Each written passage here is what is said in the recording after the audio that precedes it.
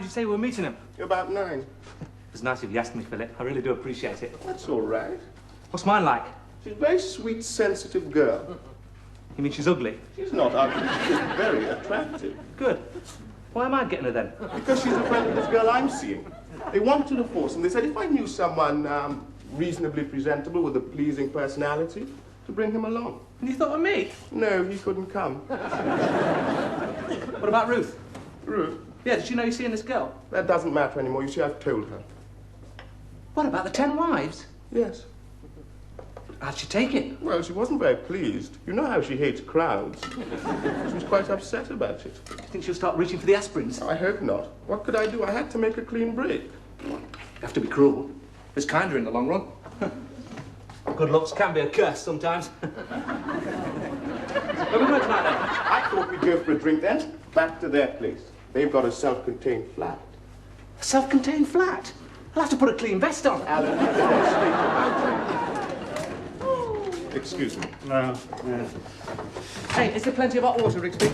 Why? What do you want to know for? Well, have a bath. Now, look, I'm just having you in there all night preening yourself. Once you get in front of that full-length mirror, you lose all track of time. It's no good having a good body if you don't appreciate it. Oh, yes, I wouldn't mind if it stopped there. Last time you were in there, you were trying to see how high you could get your footmarks up the wall. Left that place swimming in water. Hey, I think I'll use my soap bunny.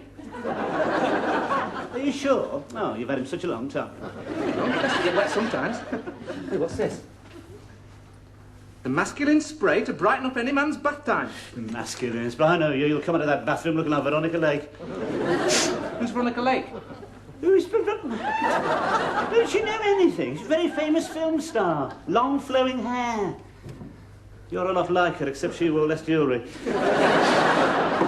Don't you worry about me, Rigsby. Times have changed. You don't have to go about smelling of old socks anymore. You just make sure there's plenty of hot water. Is there going to be any room for it? Look at this stuff. You realise you're damaging the atmosphere with this, don't you? What's this, fly spray? Well, that's to keep my hair in place. It's very useful if I get caught in the rain. Of course that you never get caught in the rain. You won't go out, you've heard the weather forecast. Look, if you want to keep your hair in place, keep it tidy, why don't you do what I do? Use soap and water. You know why, Rigsby? Because when you get caught in the rain, you come out in little bubbles. I can't afford that. I've got a date tonight. Oh, I thought so. I wonder why we're having this sudden interest in personal hygiene. What's she like? I haven't met her yet. Philip's arranged it. You mean she hasn't seen you? No.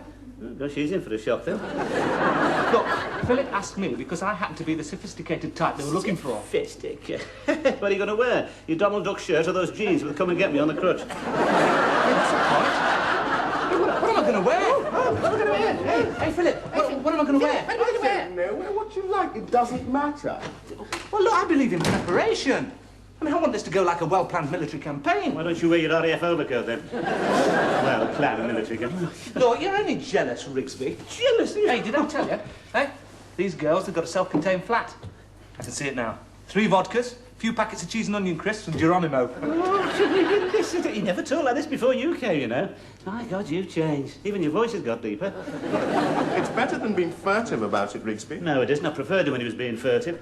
Do you know he arrived here with an ivory prayer book in one hand and a teddy bear in the other? Look at him now. Fully paid up member of the Permissive Society. Well, I haven't changed that much. Oh, yes, you have. Before he came here, all you knew about women was what you read in those magazines. No, it wasn't. Yes, it was. I used to see you hanging around in Smith's. Pretended he was looking for practical woodworker.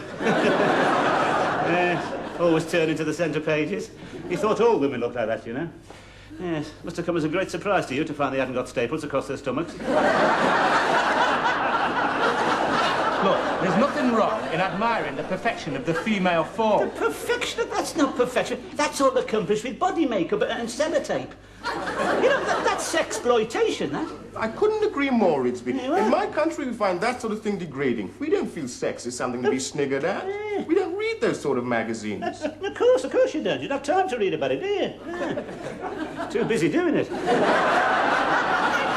At least they don't have to draw diagrams for us, Rigsby. No one has to tell us where the erogenous zones are. The what? The erogenous zones, Rigsby. Oh. You don't know where they are. Oh, of course I do. Somewhere near the equator, aren't they? I told you, I didn't know where... Look, the erogenous zones are those parts of the body which are most sensitive to sexual stimuli. Oh, those erogenous zones. Look, you take the ear. That's an erogenous zone. You blow in Miss Jones's ear and you'll be staggered at the results. Now, you watch your tongue. Not having that sort of talk around here. This is a respectable house. No, times have changed, Rigsby. We believe in love without fear. I seem to remember the last time you indulged in love without fear. You spent 3 days under that bed hiding from her father. Oh, that was different. He didn't like me. He did? Oh, really? That does amaze me. What are we going to possibly bet against you? Well, he said I was damaging his edge. He used to lean against it. Yes, I can understand his feelings. My God, he spends years raising his daughter to perfection, to the flower of womanhood, and what happens? Along comes this long-haired Herbert in surgical boots, starts swinging on his gate, damaging his edge, and chatting up his daughter. Well, there were other things. He found these letters, and they were open to certain interpretations. Oh, I bet they were. He said he was going to wring my neck. You shouldn't have read your letters. That's what I said. Well, not to him, like, but that's what I said. I bet you did. Well, of course he should have read his letter. It's his duty to protect his daughter. She's his responsibility. He's got to shelter that innocent girl from the likes of you. You know, when I was your age, it was very important that, you know, the purity of a woman. It was the finest gift a woman could give to a man on their wedding night. Now he has to make do with a set of cufflinks. Just you remember, the Permissive Society stops at that front door, all right? We don't want any meeting here.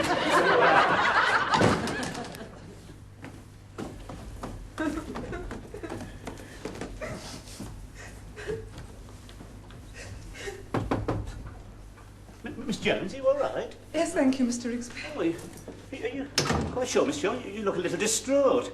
Shall I make you a cup of tea? Tea? Oh, my God, tea! Why do you always think a cup of tea will solve everything? I can see you're a coffee drinker, Miss Jones. Have you been watching the television again, have you? It's enough to give anybody good with these. Here's depression moving in from the North Sea, another run on the pound, and Valerie Singleton's shopping baskets up again. I walked by the canal tonight. It looked so inviting. Just a splash and a short struggle, and it would all be over. Oh, no, Miss Jones, now, you mustn't talk like that. Besides, you wouldn't get much of a splash out of that canal. It's too full of prams. If you're thinking of doing anything like that, Miss Jones, it'd be quicker to drink it. You really mustn't be having these morbid thoughts, Miss Jones. I know things look a little black at the moment. I can't take any more. Yes, there, Miss Jones. I do understand. Is it the social contract, Miss Jones? No, Mr. Rigsby. No? It's something more personal than that. Oh, it's a man, isn't it? An affair of the heart. I'm afraid so, Mr. Rigsby. Yes, well, if there's anything I can do, Miss Jones, anything at all, if you want him duffing up, No. just say that. That won't be necessary. It's the deception I can't stand. Oh, you see, you're too trusting, Miss Jones. I suppose so. What hurts even more, I've done his washing for 3 months. He said no one could get his whites as white as I did. Now he's got someone else. No, you don't know that, Miss Jones. He could be using a laundrette. You just tll me his name. I'll be round and have his tripes up before you can say Oh, no. no. That'll only lead to unpleasantness.